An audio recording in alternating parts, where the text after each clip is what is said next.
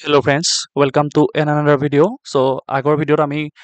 কি পঢ়িছিলোঁ মনত আছে চাগে আপোনালোকৰ চুংগা কানভা আৰু সাতবাহানা এই তিনিটা ডাইনেষ্টিৰ বিষয়ে পঢ়িছিলোঁ আৰু এই ভিডিঅ'ত আমি ইণ্ডো গ্ৰীক সকলৰ বিষয়ে পঢ়িবলৈ চাম অ'কে চ' আমি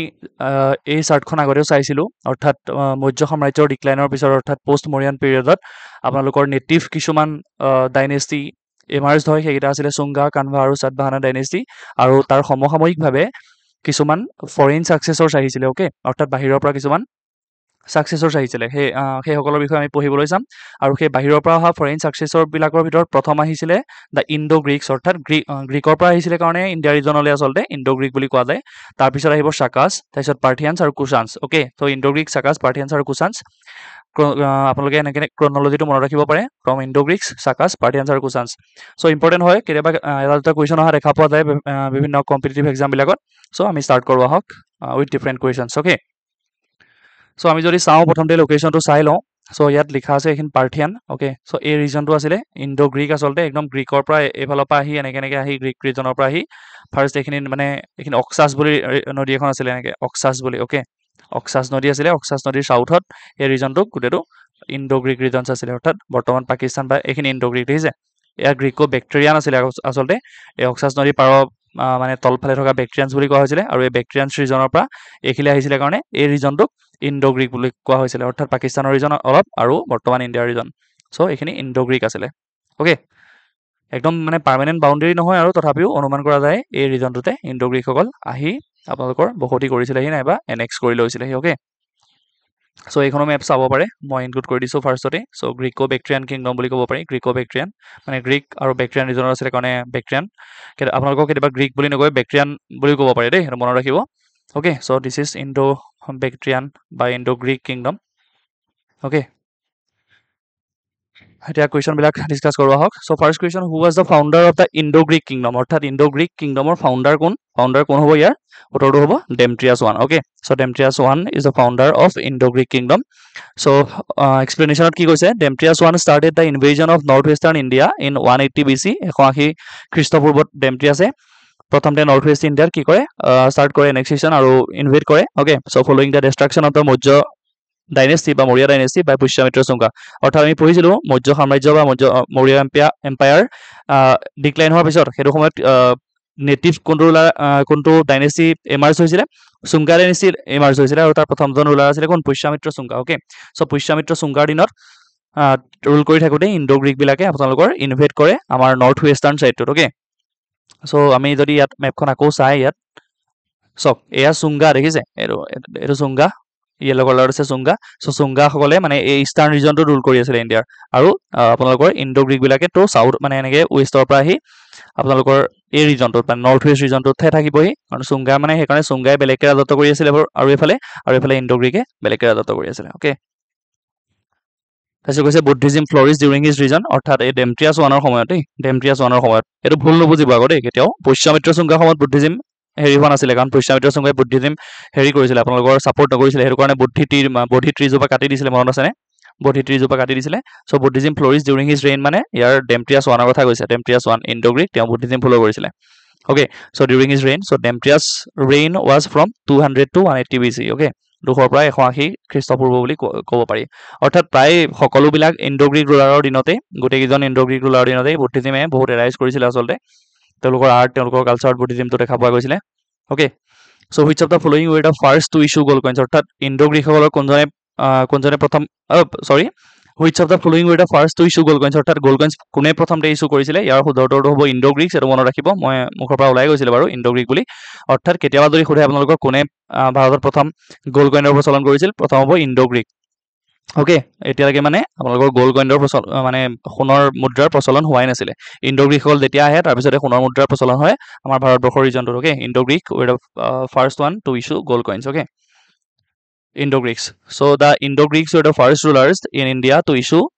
coins they minted variety of coins বেলেগ বেলেগ ধৰণৰ কইনছ বা মুদ্ৰা বনাইছিলে সোণৰ ৰূপৰ কপাৰ নিকেল এনেকুৱা ধৰণৰ so' they are coins often featured bilingual or biscript legends okay providing valuable historical and cultural information আকৌ বাইলিংগুৱেল বা বাইস্ক্ৰিপ্ট আছিলে বেলেগ বেলেগ স্ক্ৰিপ্টত লিখা আছিলে বাই মানে দুটা চ' দুটা স্ক্ৰিপ্ট আছিলে এটা খাৰষ্ঠী স্ক্ৰিপ্ট বুলি কয় মনত ৰাখিব খাৰষ্ঠী অ'কে এইটো গ্ৰীকৰ আচলতে আপোনালোকৰ তাৰ এটা স্ক্ৰিপ্ট হয় আখৰ লিখাৰ প্ৰণালী খাৰষ্টি স্ক্ৰিপ্ট বুলি কয় খাৰষ্টি স্ক্ৰিপ্ট এটা আৰু এটা ব্ৰাহ্মী স্ক্ৰিপ্ট এই দুটা স্ক্ৰিপ্টত কইন্সবিলাকত লিখা দেখা পোৱা গৈছিলে এই দুটা স্ক্ৰিপ্ট আছিলে খাৰষ্টি আৰু ব্ৰাহ্মী আৰু বাইলিংগুৱেল যদি চাই তেনেকৈ দুটা লেংগুৱেজত লিখা গৈছিলে বা স্ক্ৰিপ্ট বুলিও ক'ব পাৰি অ'কে এই দুটা লিখা গৈছিলে অ'কে চ' এনেকুৱা আছিলে ইণ্ডো গ্ৰীক কইনবিলাক দেখিছে Question number 3 was the first Indo-Greek ruler to issue gold coins in India অৰ্থাৎ Indo-Greek ruler to গম পালো Indo-Greek first gold coins issue কৰিছিলে আৰু তেওঁলোকৰ কোনজন ruler ফাৰ্স্ট issue কৰিছিলে বুলি ক'লে হ'ব ইয়াৰ শুদ্ধটো হ'ব মেনান্ডাৰ ওকে সো মেনান্ডাৰ এজন Indo-Greek ruler আছিলে তেওঁ প্ৰথম gold coins issue কৰিছিলে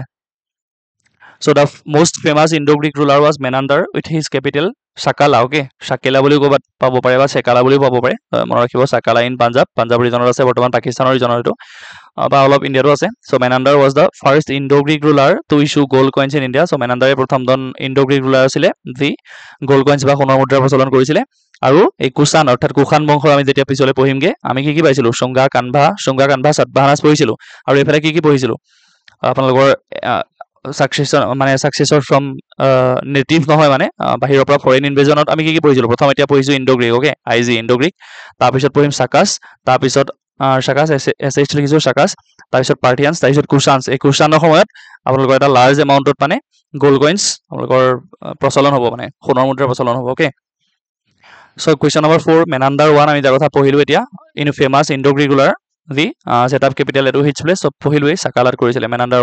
1 বুলি কয় তেওঁ প্ৰথম গোল্ড কইন্সৰ ইস্যু কৰিছিলে গোল্ড কইন্স ইস্যু কৰিছিলে okay Sakala so Menander 1 also known as Milinda বুলি কোৱা হয় এৰ নামটো মনত ৰাখিব তাৰ এটা ইম্পৰ্টেন্ট কোৱেশ্চন আহিব লগিয়া স্লাইডত আমি পঢ়িম মিলিন্দা বুলি কোৱা হয় মেনান্ডাৰক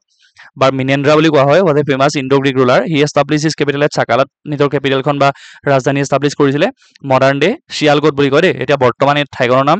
সাকালা হৈ থকা নাই শিয়ালকোট হৈ গৈছে ওকে যদি মেপত সাৰ্চ কৰে আপোনালোকে শিয়ালকোট বুলি সাৰ্চ কৰিব পাৰে শিয়ালকোটৰ লোকেশনটো আপোনালোকে চাব পাৰে পাঞ্জাব ৰিজনতে ওলাব শিয়ালকোট বৰ্তমানৰ modern day Sialkot so he not only stabilize Indo-Greek power in India but also extended his empire's frontiers in India okay তেওঁ দিনৰ মানে উতে এডমিনিষ্ট্ৰেচনটো ষ্টেবিলাইজ হৈছিলে কাৰণ তেওঁ বহুত পাৱাৰফুল ৰুলাৰ আছিল okay so Menander 1 first ruler to issue gold coins আৰু কি হ'ব আৰু তেওঁৰ কেপিটেলখন কি সাকালা আৰু বৰ্তমানৰ ঠাইখনৰ নাম কি শিয়ালকোট কেতিয়াবা শিয়ালকোট বুলি দিব পাৰে ওকে মেনান্ডাৰৰ কেপিটেল শিয়ালকোট এইখন সাগালা বা সাকালা দেখিছে এইখনে সাকালা হয় এতিয়া শিয়ালকোট বুলি কয় বৰ্তমান Punjab ৰিজনত Question number 5 which Buddhist monk converted Milinda Indo-Greek king to Buddhism আমি গম পালো মেনান্ডাৰৰ আন এটা নাম কি বুলি পাইছিলো মিলিন্দা বুলি পাইছিলো নে সো মিলিন্দা কেতিয়াবা মেনান্ডাৰ বুলি দিব পাৰে মেনান্ডাৰ ওকে সো মিলিন্দা বুদ্ধিজমলৈ আসলে কনভাৰ্ট হৈ গৈছিলে কোনজন বুদ্ধিষ্ট মংকে আসলে তেওঁ কনভাৰ্ট কৰিছিলে নাগাসেনা গৌতম বুদ্ধ শাক্যমুনি আৰু মহাদেৱৰা মাৰ্কসিতা এটো নহয় so Nagasena is a correct answer here okay so Nagasena বলা এজন বুদ্ধিষ্ট মংক আছিলে নাগাসেন তেওঁ আপোনাৰ মিলিন্দাক বুদ্ধিজমলৈ কনভাৰ্ট কৰিছিলে আৰু তেওঁলোকৰ এখন কিতাপ আছে আসলে দা Indo-Greek king Milinda Menander 1 was converted to Buddhism by Nagasena আৰু নাগাৰ্জুন এ বুদ্ধিষ্ট মংক এ ফিলোসফাৰ আছিলে দাৰ্শনিক তেওঁ মিলিন্দাক বুদ্ধিজমলৈ কনভাৰ্ট কৰিছিলে কিতাপখনৰ কথা পিছৰ কোৱেশ্চনত কৈছো Question number 6 the conversation between Nagasena and Menander 1 or Milinda বুলি ক'ব পাৰি related to Buddhism is recorded in which book অৰ্থাৎ নাগাসেন আমি গম পালো যিজন বুদ্ধিষ্ট মংকে মেনান্ডাৰ 1ক বুদ্ধিজমলৈ কনভাৰ্ট কৰাব তেওঁলোকৰ আসলে তেওঁলোকৰ যিবিলাক ৰেকৰ্ড কৰোতে তেওঁলোকৰ যি কথাবাৰ্তা হৈছিল কোৱেশ্চন আনসাৰ আসলে মেনান্ডাৰ 1 বা মিলিন্দা 1 এ নাগাসেনক বহুত কোৱেশ্চন সুধিছিল মানে বুদ্ধিজমলৈ যোৱাৰ আগত অৰ্থাৎ সেই কোৱেশ্চন আনসাৰ বিলাক কোনখন কিতাপত উল্লেখ আছে ইয়াৰ শুদ্ধটো হ'ব মিলিন্দা পানহ এটো বহুত ইম্পৰ্টেন্ট কোৱেশ্চন এটো মনত ৰাখিব দেই very important question different examৰ কাৰণে সো মিলিন্দা পানহ এইখন মিনান্ডাৰ বা মিলিন্দা আৰু নাগাসেনৰ মাজত হোৱা কোৱেশ্চন আনসাৰৰ এখন কিতাপ হয় মিলিন্দা পানহ explanation যদি চাও the conversations এখন কিতাপখন the conversations between Nagasena and Menander 1 which were related to Buddhism লগত related হয় are recorded in the book called Milinda Panho নামৰ কিতাপখনৰ উল্লেখ আছে the questions of Milinda okay the questions of Milinda অৰ্থাৎ মিলিন্দায়ে নাগাসেনক কৰা questions বিলাকৰ কথা So question number 7 which of the following introduced new features of Hellenistic art and literature such as Gandhara art in the northwest frontier of India অৰ্থাৎ আমি গম পালো যে Indo-Greek বিলাকে আমাৰ নৰ্থৱেষ্ট ৰিজনটোত আপোনালোকৰ এনেক্স কৰেহি অৰ্থাৎ আমি যেতিয়া মেপখন চাইছিলো তেতিয়া আপোনালোকে গম পাইছিলে অৰ্থাৎ ইণ্ডো-গ্ৰীক বিলাকৰ এটা আপোনালোকৰ কন্ট্ৰিবিউশন আছিল তেওঁলোকৰ আৰ্ট কন্ট্ৰিবিউশন হেতু হল হেলিনিষ্টিক আৰ্ট অৰ্থাৎ এটো গ্ৰীক আৰ্ট বুলি ক'ব পাৰি কেতিয়াবা আৰু সেই গ্ৰীকৰ আৰ্টটোক হেলিনিষ্টিক আৰ্ট বুলি কোৱা হয় ওকে আৰু সেই হেলিনিষ্টিক আৰ্ট আৰু আমাৰ ইণ্ডিয়ান আৰ্টৰ এটা কন্ট্ৰি মানে দুটা আৰ্ট মিলি এটা নতুন আৰ্টৰ সৃষ্টি হৈছিল এটো গান্ধাৰা আৰ্ট বুলি কোৱা হয় গান্ধাৰা art Okay, so such as Gandhara in the northwest frontier of India, which of the following introduce কোনে introduce কৰিছিলে হ'ব so Indo Greek okay so Indo গ্ৰীকৰ অৰ্থাৎ গ্ৰীকৰ যিবিলাক আপোনালোকৰ গ্ৰীকৰ যিটো আৰ্টৰ কন্ট্ৰিবিউশন হেতু আছিল হেলেনিষ্টিক আৰু আমাৰ ইণ্ডিয়ান আৰ্টটো দুইটা মিলি কি বনিছিলে গান্ধাৰা আৰ্ট okay গান্ধাৰা আৰ্ট এই আৰ্টত আচলতে এই আৰ্টটো বেছিভাগ বুদ্ধিজম ৰিলেটেড আছিলে মেক্সিমাম মানে প্ৰায় সবেই বুলি ক'ব পাৰি সব বুদ্ধিজম ৰিলেটেড আছিলে বুদ্ধৰ বেলেগ ইমেজ বনিছিলে আৰু তাৰ ক্যাৰেক্টাৰিষ্টিক্স বিষয় মানে যিবিলাক বৈশিষ্ট্য ক্যাৰেক্টাৰিষ্টিক্স সেইবিলাকৰ বিষয়ে আমি যেতিয়া আৰ্ট এণ্ড কালচাৰ পঢ়িম তেতিয়া আমি ভালকৈ পঢ়িম ডিসকাস কৰিম কাৰণ সেইটো সময়ত তিনিটা আৰ্ট ফৰ্ম আচলতে বহুত আপোনালোকৰ ইমাৰ্জ হৈছিলে কি আছিলে এটাটো গান্ধাৰা পঢ়িলোৱে আৰু এটা আছিলে আপোনালোকৰ অমৰাৱতী ওকে এটা অমৰাৱতী আৰু এটা মথুৰা আৰ্ট এই আৰ্টকেইটা বহুত ইমাৰ্জ হৈছিলে মথুৰা আৰ্ট এই দুটা অমৰাৱতী আৰু মথুৰা আমাৰ ইণ্ডিজিনিয়াছ আৰ্ট আছিলে ইণ্ডিয়াত ডেভেলপ হোৱা কিন্তু গান্ধাৰা আৰ্টটো এটা আপোনালোকৰ ইনফ্লুৱেঞ্চ আছিলে কোৰ ইনফ্লুৱেঞ্চ আছিলে গ্ৰীকৰ ইনফ্লুৱেঞ্চ আছিলে আৰু গ্ৰীকৰ ইনফ্লুৱেঞ্চটোৰ নাম কি আছিলে গ্ৰীক আৰ্টটোৰ নাম কি আছিলে হেলিনিষ্টিক আৰ্ট অৰ্থাৎ গ্ৰীকৰ আৰ্টটোৰ নাম আছিলে হেলিনিষ্টিক আৰু আমাৰ ইণ্ডিয়ান আৰ্ট ফৰ্মটো লগ লাগি ইণ্ডিয়ান আৰ্ট ফৰ্ম এটা লগ লাগি কি বনিছিলে আপোনালোকৰ গান্ধাৰা আৰ্ট বনিছিলে গান্ধাৰা ওকে গান্ধাৰা আৰ্ট বনিছিলে আপোনালোকে বুদ্ধৰ কিছুমান ইমেজ দেখিব য'ত বুদ্ধৰ এনেকৈ পকোৱা চুলি আছে এনেকুৱা বুদ্ধৰ ইমেজ বা এনেকুৱা মূৰ্তি দেখিব সেইবোৰ আচলতে গান্ধাৰা আৰ্টৰ আণ্ডাৰত হয়তো সেই আৰ্ট ফৰ্মটো আচলতে গান্ধাৰা আৰ্ট বুলি ক'ব পাৰি অ'কে ইয়াত পঢ়ি ল'ব এবাৰ the Indo Greeks played a pivotal role in introducing new features of Hellenistic art সৃষ্টি কৰাত ইণ্ডো গ্ৰীকৰ যিটো অৱদান আছে and literature of the Indian subcontinent the most notable of this artistic contribution of a Gandhara art এটা contribution হয় important contributions so' which was influenced by both Greek and Indian cultural elements okay Indian cultural elements আৰু গ্ৰীকৰ cultural এলিমেণ্টছবিলাক মিল হৈ আপোনালোকৰ গান্ধাৰা art বনিছিলে okay so' question number 8 যদি চাওঁ which Greek ambassador set up a pillar in honour of Vishnu at Vidisha অৰ্থাৎ কোনজন ৰুলাৰে গ্ৰীক এম্বেচাডৰে বিষ্ণু এটা মানে পিলাৰ বনাইছিলে বিষ্ণুৰ কাৰণে এটা বিদিশা কোনে বনাইছিলে ইয়াৰ শুদ্ধ উত্তৰটো হ'ব হেলিঅডৰছ অ'কে হেলিঅডৰছ এজন গ্ৰীক এম্বেচাডৰ আছিলে গ্ৰীকৰ পৰা অহা ৰজা নাছিলে এম্বেচাডৰ আছিলে তেওঁ এটা আপোনালোকৰ কি বনাইছিলে বিষ্ণু বা বসুদেৱৰ বিদিশাত এটা হেৰি বনাইছিলে পিলাৰ বনাইছিলে the Greek ambassador Heliodorus representing the Indo Greek king Antialcidas Nikephoros okay so' নামটো ইমান মনত নাৰাখিলেও নাই টেক্সিলাত আছিলে কিন্তু এই হেলিঅডৰছ নামটো মনত ৰাখিব বিদিশাত এটা কি বনাইছিলে বসুদেৱৰ মানে বিষ্ণু বা বসুদেৱৰ এটা বিদিশাত পিলাৰ বনাইছিলে অ'কে এনেকুৱা ধৰণৰ পিলাৰ এই পিলাৰটো okay so' this inscription known as the Heliodorus pillar বুলি কোৱা হয় বা আপোনালোকৰ বিষ্ণু পিলাৰ বুলিও কোৱা হয় বাই মধ্যপ্ৰদেশত আছে দেই বিদিশা ক'ত মধ্যপ্ৰদেশত বৰ্তমান মধ্যপ্ৰদেশত বিদিশা আছে তাত এটা বিষ্ণু পিলাৰ আছে নাইবা এই পিলাৰটো কি বুলি কোৱা হয় হেলিঅডৰছ pillar okay Question number 9. Which of the following introduced the practice of military governorship অৰ্থাৎ military governorship কোনে আপোনালোকৰ ইন্ট্ৰডিউস কৰিছিলে ইণ্ডিয়াত ইয়াৰ শুদ্ধটো হ'ব ইণ্ডো গ্ৰীক কাৰণ আমি ইণ্ডো গ্ৰীকৰ কথা পঢ়ি আহিছো আৰু military governorship ফাৰ্ষ্ট ইন্ট্ৰডিউস কৰা বুলি ক'লে ইণ্ডো গ্ৰীকৰ কথা আহিব আৰু তাক কি বুলি কোৱা হৈছিলে সত্ৰপী বুলি কোৱা হৈছিলে সত্ৰপিছ নাইবা আপোনালোকৰ হেৰি বুলি কোৱা হয় স্ট্ৰেটিঅজছ বুলি কোৱা হয় দেই স্ট্ৰেটিজছ বা সত্ৰপিছ বুলি কোৱা হয় সত্ৰপছ অ'কে সত্ৰপছ আৰু যিবিলাক গভৰ্ণৰ আছিলে তেওঁলোকক সত্ৰপিছ বুলি কোৱা হৈছিলে আচলতে আমি যেটো পাইছিলো আমি যেতিয়া চেন্ট্ৰেলাইজেশ্যন আৰু ডিচেন্ট্ৰেলাইজেশ্যনৰ কথা পাতিছিলো সাপোজ দিস ইজ ইণ্ডিয়া এই ইণ্ডিয়াৰ ভাগটোক যদি সৰু এনেকে ভাগত ভগাই প্ৰত্যেক পাৰ্টত এনেকে আমাৰ যেনেকে প্ৰত্যেক ষ্টেটৰ এতিয়া গভৰ্ণৰ বা ৰাজ্যপাল আছে তেনেকে এজন গভৰ্ণৰ ইনক্লুড মানে দি দিয়া হয় তেতিয়া কি হ'ব ওভাৰঅল চেন্ট্ৰেলাইজেশ্যনটো ডিচেন্ট্ৰেলাইজড হৈ যাব নে মানে গোটেই পাৱাৰটো বেলেগ টেৰিটৰিৰ ওচৰত ডিভাইড হৈ যাব চ' দিস ইজ কল্ড ডিচেন্ট্ৰেলাইজেশ্যন চ' এনেকুৱা ধৰণৰ সত্ৰপী বোলাৰ ওচৰত মানে বৰ্তমান গভৰ্ণৰৰ লগত সিমিলাৰ হয় এই সত্ৰপী বিলাকৰ ওচৰত মানে পাৱাৰটো ডিচেন্ট্ৰেলাইজ কৰা হৈছিল অৰ্থাৎ ডিভাইড কৰি দিয়া হৈছিল